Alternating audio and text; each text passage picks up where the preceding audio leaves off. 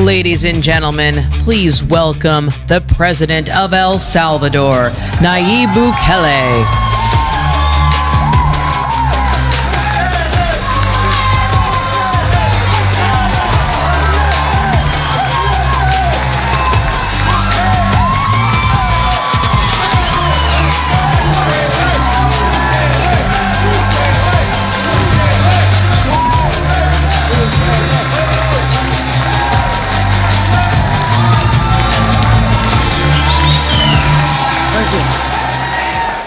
Thank you.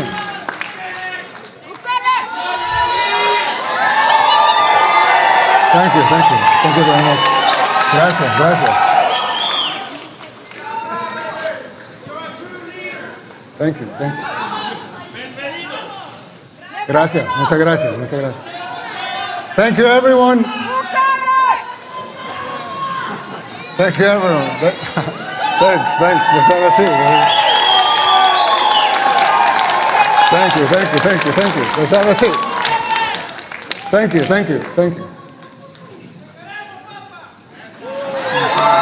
I love you too.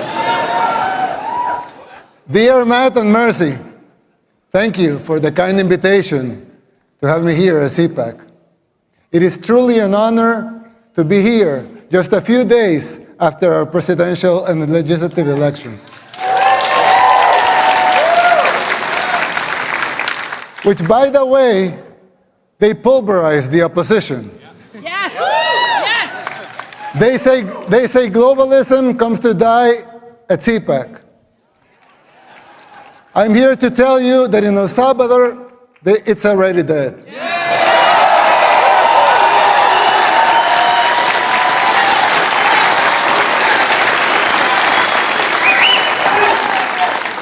But if you want globalism to die here too, you must be willing to unapologetically fight against everything and everyone that stands for it.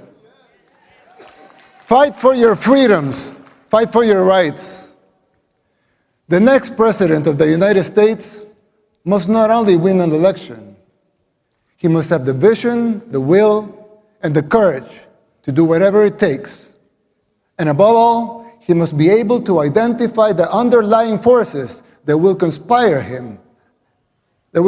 against him. These dark forces are already taking over your country. You may not see it yet, but it's already happening. You don't see it as clearly because people are designed to see linear changes, not exponential ones. We don't always recognize how fast a problem can multiply and spiral out of control. The problem is much like the metaphor of the boiling frog. Once the water boils, it's already too late. People fail to see these things. It's our nature. Just like the frog, people become complacent, and they don't realize how bad things are getting until it's too late. While I know, of course, El Salvador is a lot smaller country, setting aside the differences, there's a similarity with what is happening here in the United States. We also had many apparently isolated problems in the 60s and the 70s, and we failed to realize as a country the severity of them until it became a civil war. By the time we reacted, it was already too late. We were already boiled like the frog. And it took us 50 years, 2 wars, 250,000 lives, and a third of our population displaced, and a near miracle to get our country back. And you.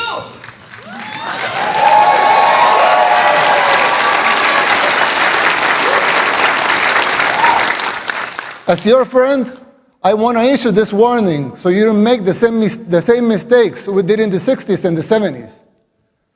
It is not easy to pull yourself back once you're in boiling water. In fact, all the experts said it was impossible. And besides, you don't want to wait 50 years and maybe hope for a miracle to get out of hell. You can still jump before the water boils.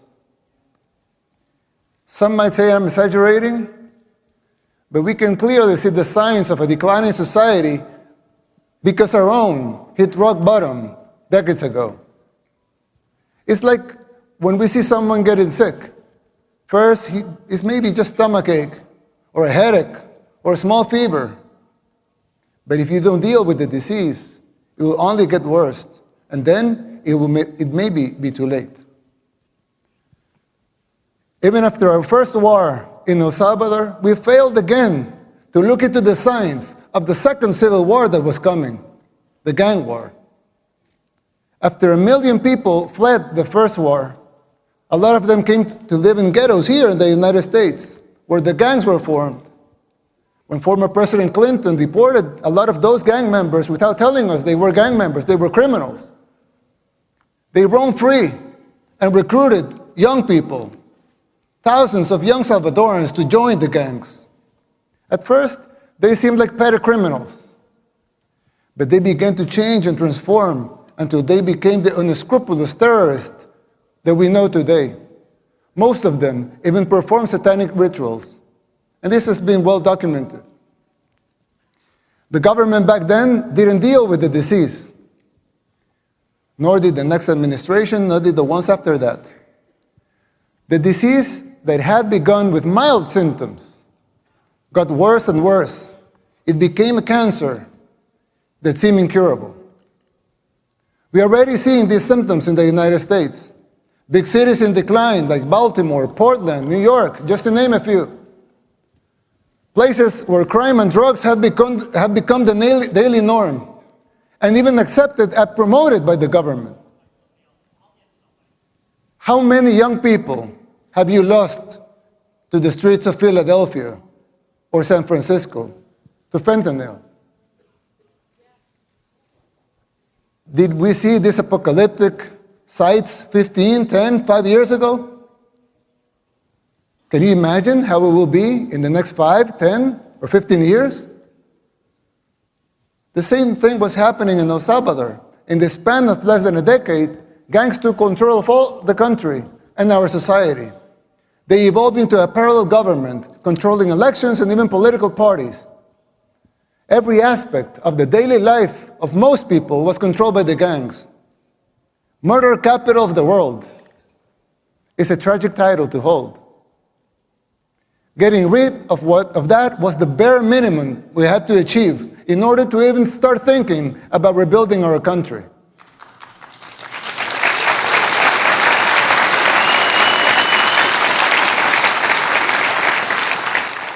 But jumping out of the water when it's already boiling is an almost impossible feat. You are not there yet. And believe me, you don't want to be. We did the unthinkable to cleanse our society. We arrested the terrorists, but we have to remove corrupt judges and corrupt attorneys and prosecutors.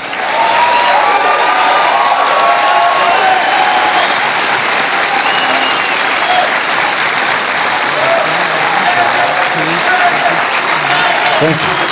Thank you. Thank you.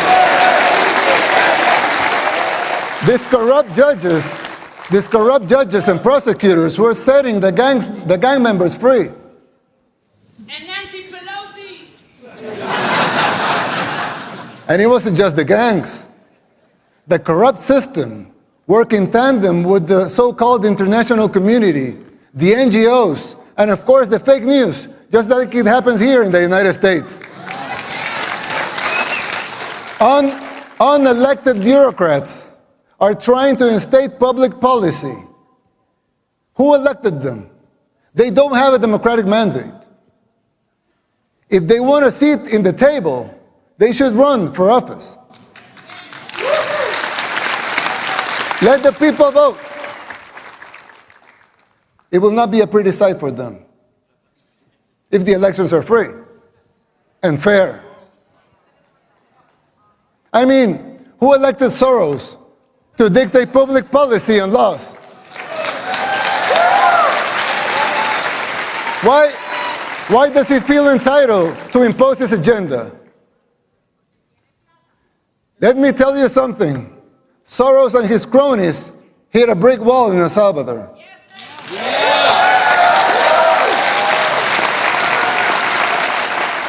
Thank God, and all the glory be to him, Salvadorans are now immune to his influence. No one believes his lies anymore over there.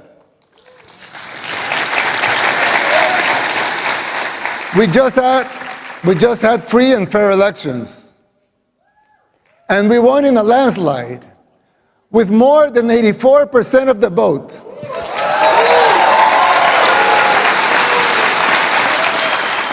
Let that sink in. More than 84% of the people voted to continue our policies. Our victory is unprecedented in the history and modern democracies in the world. They also gave us a supermajority in Congress, more than that. 54 seats out of 60.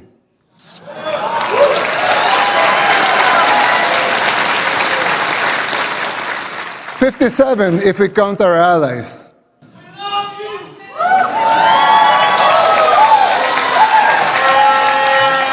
That's 95% of Congress.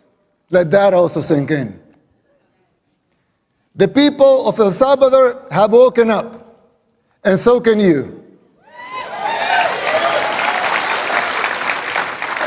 The global elites, they hate our success, and they fear yours.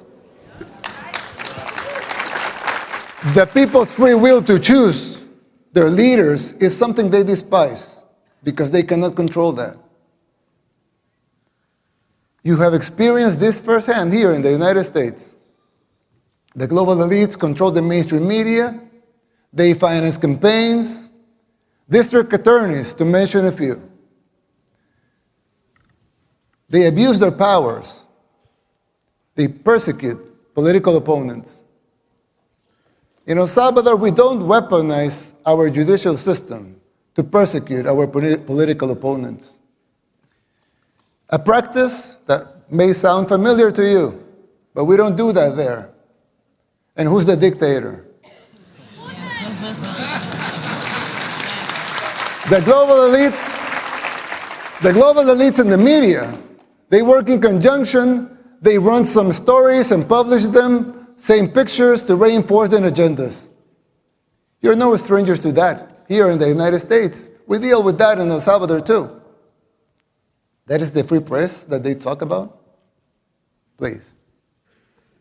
I always criticize the defenders of institutionalism. Not because I don't think strong institutions are paramount and necessary for a democracy, but because I find them very hypocritical. They don't seem to have the same standards for themselves as they are trying to impose on others.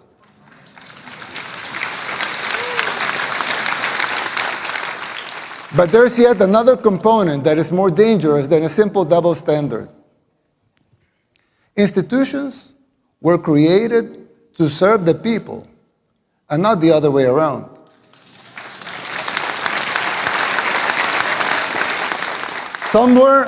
Somewhere along the way, those people forgot their fundamental purpose, which is more important than the institution itself. When the judicial system was created, it was created out of the necessity to bring justice. But now, it seems like survival and control of the judges, of the AGs, among others, are paramount. And the need to bring justice is merely a little more than an afterthought. Another example, the police was created to bring law and order. Let them seek law and order then. But now some of them are even afraid to do their job because they fear the consequences for doing it. They should be encouraged to fulfill their foundational roles without fear of repercussions that distract them from their missions.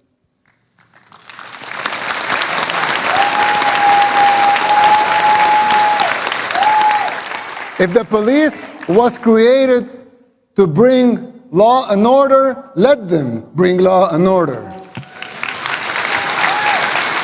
If the judicial system was created to bring justice, let them bring justice. Let them protect their purpose at all costs. Same goes with the press. Let them be free. A democracy needs a free press. But to enjoy that membership, you must adhere to your duty as a reporter. Report the facts. Don't be a puppet of those who finance you or finance the organizations that you work for.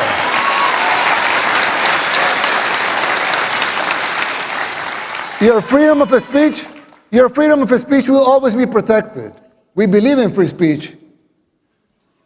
Everyone here believes in free speech. Your free speech will always be protected. But don't call yourself a journalist if you're just an activist.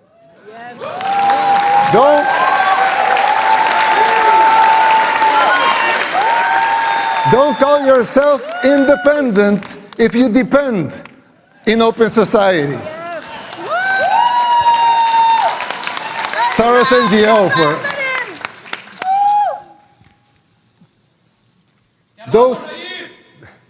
those sacred institutions have morphed away from the reason they were created.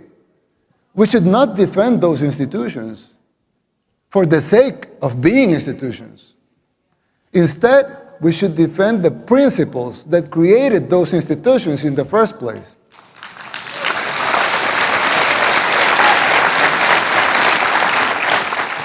It's troubling to see that this is happening everywhere. Not only in El Salvador and the United States, it's happening everywhere.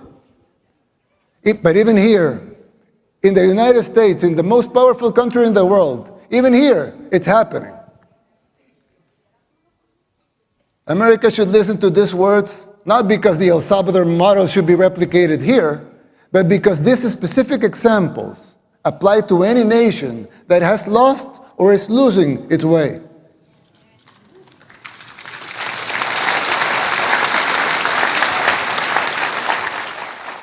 Ask yourself why this is happening, who is supporting it, and whether it is by ignorance or by choice. And fight it. Fight it with all your heart and soul. And be the beacon of hope. And be the beacon of hope that your founding fathers, with all their faults like every human being has, dreamt for your country.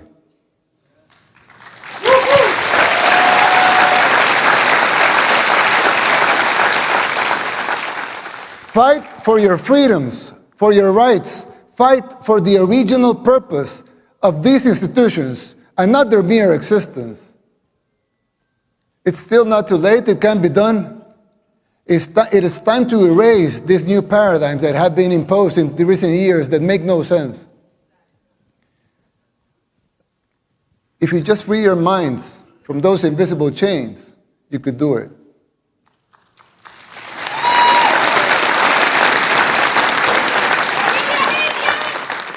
This shift is an extremely dangerous trend that undermines these institutions.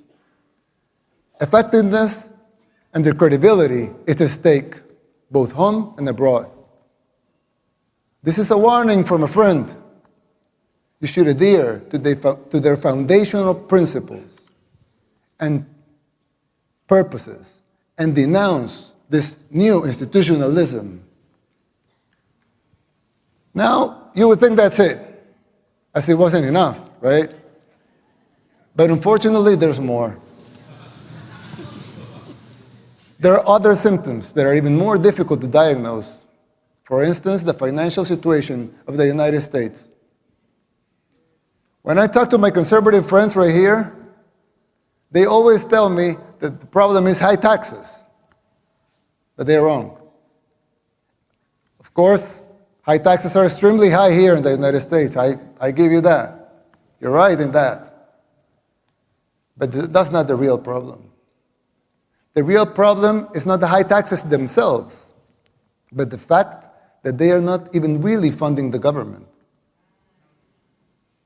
Not even those high taxes, higher than a lot of places in the world, not even those taxes are really funding the government. So who's financing the government? Government is financed by treasury bonds, paper. And who buys the treasury bonds? Mostly the Fed. And how does the Fed buy them? By printing money. But what backing does the Fed have for that money being printed? The Treasury bonds themselves. So basically, you finance the government by printing money out of thin air. Someone could ask, well, so if the government can print the limited amounts of money out of thin air, why do they collect taxes?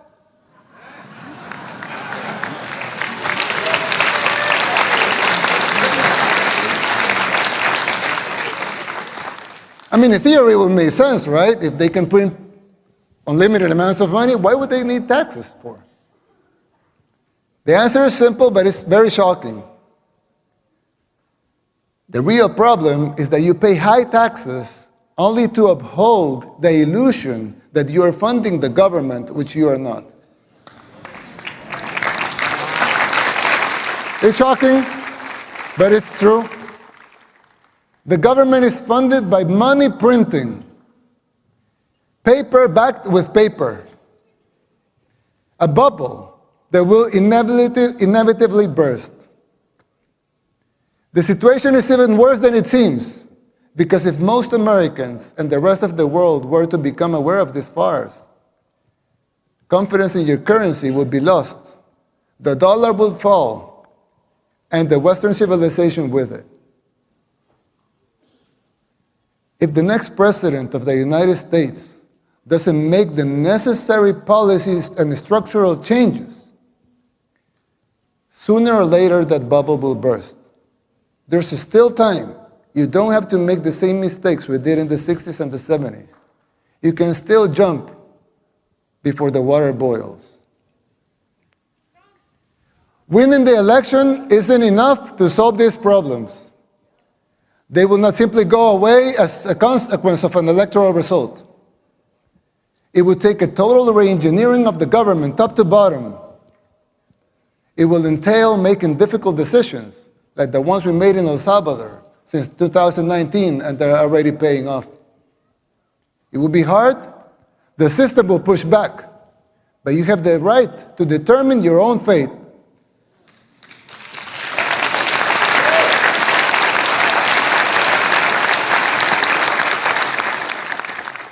Salvadorans did the same. The decision for the direction of our nation was ours, and it continues to be ours. We didn't tolerate being told what to do. In doing so, we did the unthinkable. Against all adversity, we transformed El Salvador from the most dangerous country in the world to the safest in the Western Hemisphere.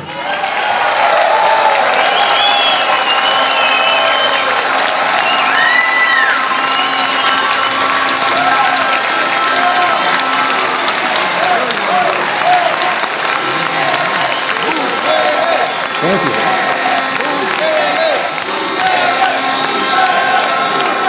Thank you. We did it by defying the global elites. We told them no more. And that is my message to you. Put up the fight, because it is, in the end, it will be worth it. It has been for us, and you will have your country back. May God bless you. May God bless the people of the United States. May God bless El Salvador and the future of both our nations. Thank you very much.